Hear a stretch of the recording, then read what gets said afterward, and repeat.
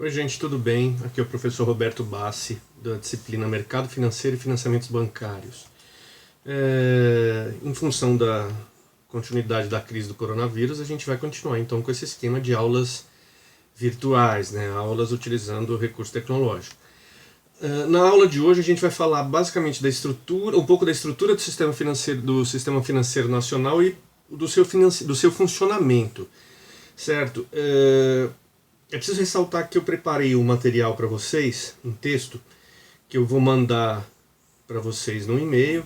E eu gostaria que vocês acompanhassem, que vocês lessem esse material para onde lá está explicado toda a estrutura, como é que é organizado, como é que são organizadas os diferentes organismos que compõem o sistema financeiro brasileiro, tá certo? As suas competências, né? A forma que cada um atua, sua esfera de abrangência. Só que por ser um material conceitual, simplesmente explicativo, eu acho que é dispensável eu explicar. Basta uma leitura com atenção para que vocês entendam como é que funciona, como funcionam os diferentes organismos que compõem o Sistema Financeiro Nacional Brasileiro. Certo? O que a gente vai tratar aqui nesse vídeo é mais especificamente dos diferentes mercados que compõem, que fazem parte da dinâmica econômica de uma nação como a brasileira, e de que forma que eles estão estruturados, de que forma eles funcionam no mundo real. Enfim, vamos partir então de alguns conceitos fundamentais. A primeira coisa que a gente vai falar quando a gente fala de mercado monetário do conceito de liquidez. Liquidez é o quê? A liquidez é a nossa disponibilidade ao dinheiro. Qual é a nossa capacidade de ter acesso a um dinheiro que não está no nosso bolso? Quanto mais fácil for esse acesso, mais liquidez tem aquele ativo, certo? Claro que no Brasil a gente fala, qual é a moeda circulante no Brasil? É o real. Então quanto mais fácil for o meu acesso a reais, a moeda real, maior liquidez vai ter o ativo. Por exemplo, o dinheiro da minha conta corrente.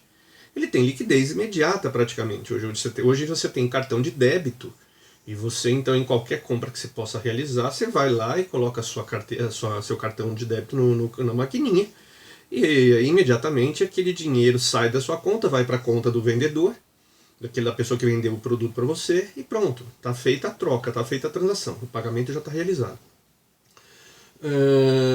Agora existem outros ativos, por exemplo, você tem um CDB, você tem um DI, você precisa ir lá na sua corretora, lá no seu banco, efetuar a transação de compra ou venda, né? Vamos dizer que você tenha um CDB, já chegou no vencimento dele, você vai lá, realiza, ou então, aliás, não chegou, só que você quer se desfazer desse título, você vai lá e realiza uma transação, você dá uma ordem de transação e esse dinheiro, depois de alguns dias, ele vai cair na sua conta. Só a partir daí você tem acesso. Quer dizer, a liquidez não é imediata.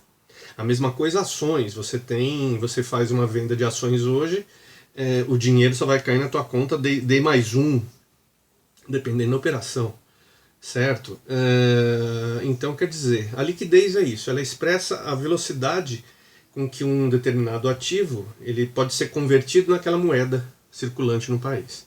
Certo? Então, quanto mais fácil for essa conversão, maior liquidez vai ser. Maior vai ser a liquidez de um determinado ativo. Com relação ao sistema financeiro nacional, o que ele é? Quando fala sistema financeiro nacional, parece um monstro. Na verdade, ele é o quê? Ele é um sistema que busca organizar as várias instituições financeiras do país de forma a garantir que haja um fluxo adequado de valores financeiros, né, de dinheiro, entre os diferentes agentes econômicos. Certo? De preferência, viabilizando o fluxo de recursos financeiros dos agentes superavitários, ou seja, daqueles que têm, das mãos daquele que estão com dinheiro, para as mãos dos deficitários, ou seja, para aqueles que não têm o dinheiro. Né? O ideal é isso, é que o dinheiro saia de quem tem para quem não tem. E quais são as principais transações que acontecem nesse fluxo? São as operações de crédito, são as operações de transferência de moeda, são as transações de câmbio, de compra e venda de títulos, certo? Basicamente são essas as operações que a gente mais vê presentes no mercado. Eu falei de agentes econômicos. O que é isso? Quais são os agentes econômicos? Bom, basicamente são 4. Aliás, basicamente não, são 4. As famílias, as empresas, o governo e o resto do mundo, o setor externo. Como funciona isso aí? Esses agentes, cada um tem o seu papel naquilo que a gente chama de fluxo circular da renda. Ou seja, a renda, ela segue um fluxo. Ela sai de um ponto, vai para outro, vai para outro, vai para outro, retorna naquele ponto inicial, depois ela continua o fluxo. É um ciclo que se faz, que se percorre ao longo do tempo. Como funciona esse fluxo circular da renda? Então vamos lá. As famílias, nós, pessoas físicas, nós somos contratados por um outro agente econômico, que são as empresas, para realizar um trabalho.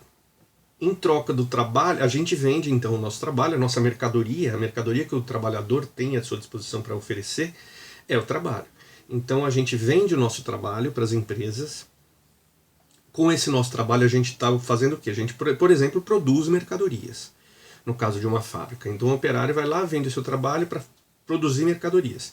Em troca ele recebe o seu salário, ou seja, então a empresa colocou dinheiro, pagou, remunerou esse trabalhador, e em troca dessa remuneração esse trabalhador realizou trabalho, ele produziu alguma mercadoria. Essa mercadoria vai ser vendida pelas empresas no mercado consumidor. Quem vai comprar essas mercadorias? As famílias vão comprar. Claro que outras empresas também compram. Se for um caso de uma matéria-prima, uma empresa pode vender para outra. Mas vamos pensar no modo mais simples, um produto final. O trabalhador é contratado por uma empresa para produzir aquela mercadoria. Em troca ele recebe o salário. O salário dele ele gasta na compra dessa mercadoria que a empresa fabricou. Ou seja, o dinheiro vai de uma ponta para outra. Um terceiro agente econômico que a gente tem que levar em consideração e que atua tanto sobre um quanto o outro, atua tanto sobre as famílias quanto sobre as empresas, é o governo. Através dos tributos, das taxas, das multas, o governo tem a sua arrecadação, ele realiza a sua arrecadação e a partir dessa e ele utiliza essa arrecadação para quê? Para financiar as políticas públicas. Então ele arrecada dinheiro através de impostos, por exemplo, e o dinheiro desses impostos ele devolve para a sociedade através, por exemplo, de políticas educacionais, políticas de investimentos na saúde, investimentos na produção, em transportes, em infraestrutura, saneamento básico, enfim, represas. Ou seja, ele tira dinheiro da economia e devolve depois, de outra forma, né? Lembre também, é importante também lembrar que para oferecer esses produtos, esses serviços, o governo também contrata empresas e também contrata famílias, ou seja, é mais um consumidor do esforço oferecido por aqueles outros dois agentes econômicos. E o último setor, o último agente econômico, é o mundo externo, é o exterior, é o resto do mundo, com o qual a gente realiza também transações comerciais. Imaginem que os países não produzem todos os produtos que precisam para satisfazer as necessidades da sua população. Já que a gente não produz tudo, a gente produz alguns produtos, né, outros não. Então, como é que a gente faz? Aquilo que a gente produz em excesso, a gente exporta. Aquilo que a gente não tem ou produz numa quantidade insuficiente, a gente importa. Certo?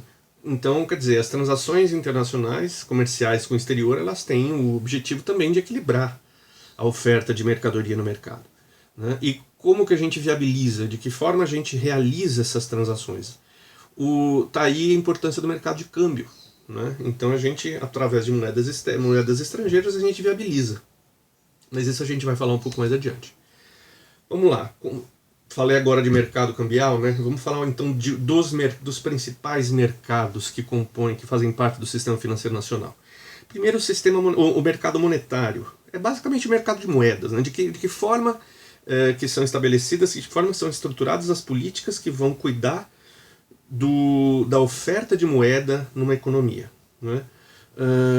Como é que se dá a oferta de moeda? Através de dinheiro em espécie, cheque especial, títulos de renda fixa, a regulamentação do uso de diversos meios de pagamento, por exemplo, como boleto, maquininha de crédito, de débito, e aí PicPay, e aí vai.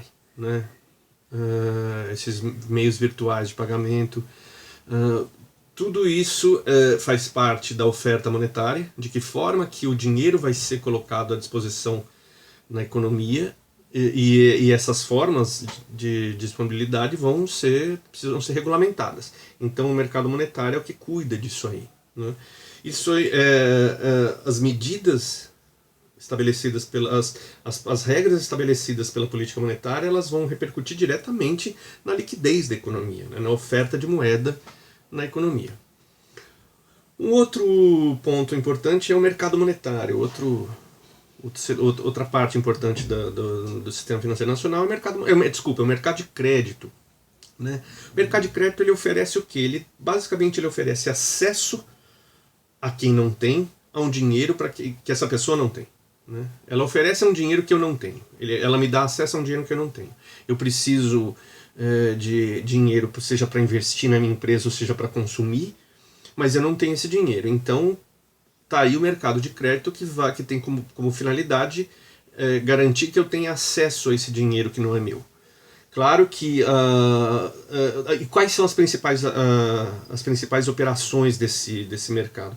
São empréstimos comuns, para pessoa física e jurídica, por exemplo, através do cheque especial. São empréstimos para composição de capital de giro nas empresas, cartão de crédito, financiamentos em geral para adquisição de um imóvel, de um automóvel, de máquinas, equipamentos, matéria-prima, enfim. Uma série de modalidades de operações de crédito. Agora, uma coisa que tem que ser chamada a atenção é o fato de que as operações de crédito elas estão atreladas ao pagamento de juros.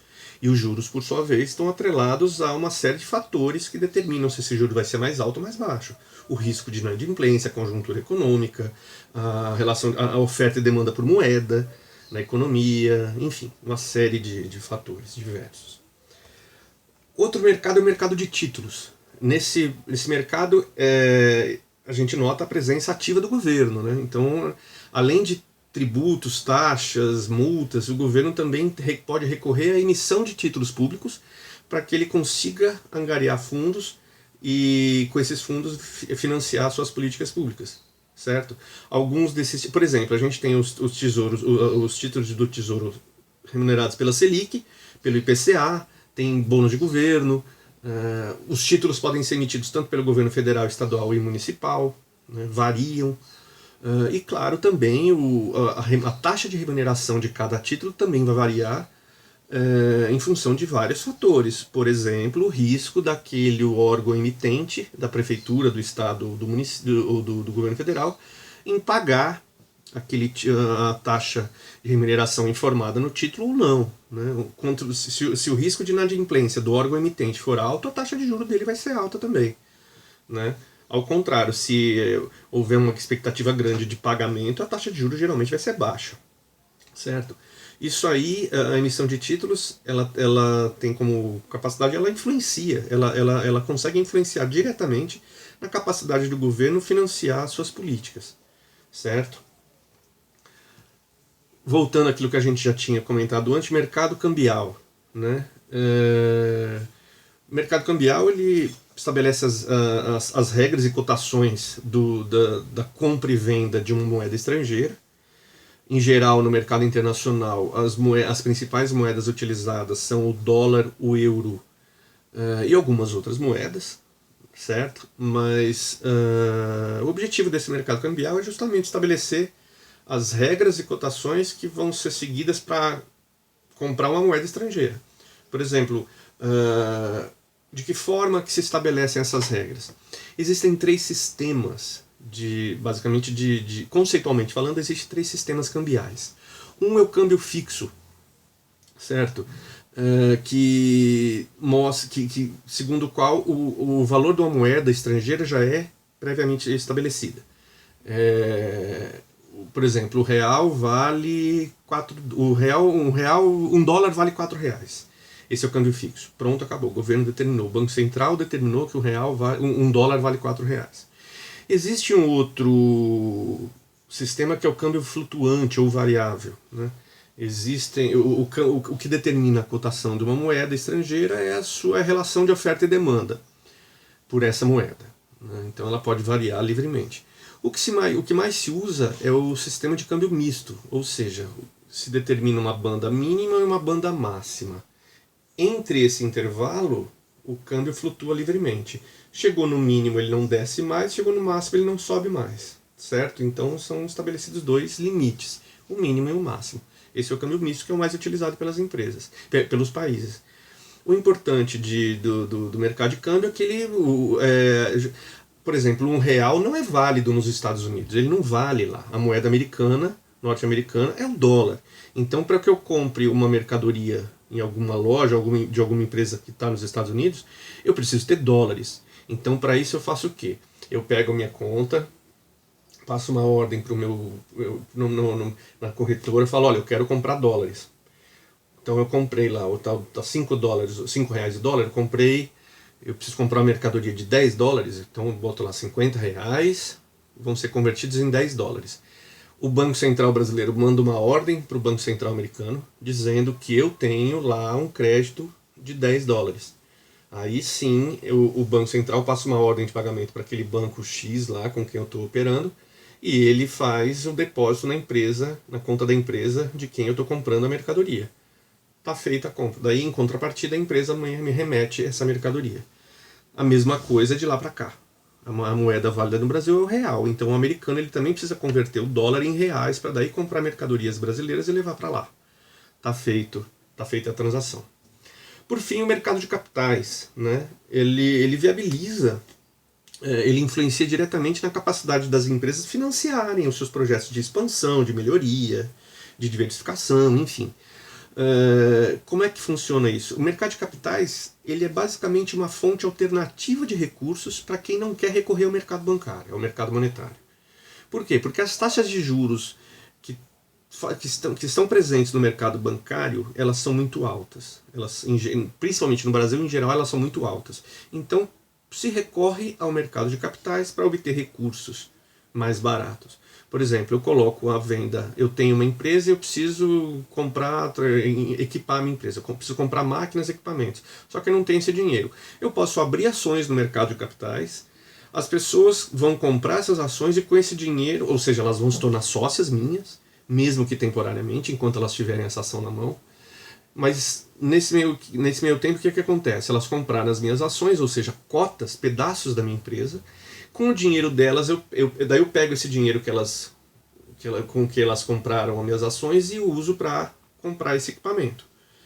Compra essas máquinas, então pronto, agora a minha empresa ela tem um patrimônio, ela está mais atualizada, ela está com máquinas mais avançadas, né?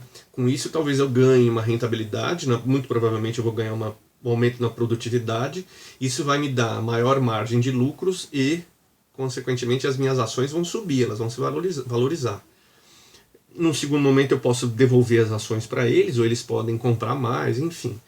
Essas transações elas têm como finalidade financiar de uma maneira mais barata a minha capacidade de investimento, certo? Outro ativo que se pode buscar no mercado de capitais são as debêntures, que são títulos de dívida remunerados a juro fixo. Você tem os mercados futuros, né? Eu posso comprar um quilo de feijão hoje. Eu posso estabelecer uma data de compra de uma tonelada de feijão amanhã, mas pelo preço de hoje, certo? Isso talvez, o objetivo disso é resguardar o produtor, a pessoa que opera nesse mercado agrícola, de flutuações no futuro, né? Além daquilo que ele está preparado. Enfim, você tem uma série de possibilidades no mercado de capitais. Bom, o objetivo é esse. Esse foi o ponto central da nossa aula de hoje. Espero que tenham aproveitado. lembrando, leiam, juntamente com esse vídeo, leiam o material que eu vou passar para vocês, e no final vocês vão ver que tem uma atividade lá.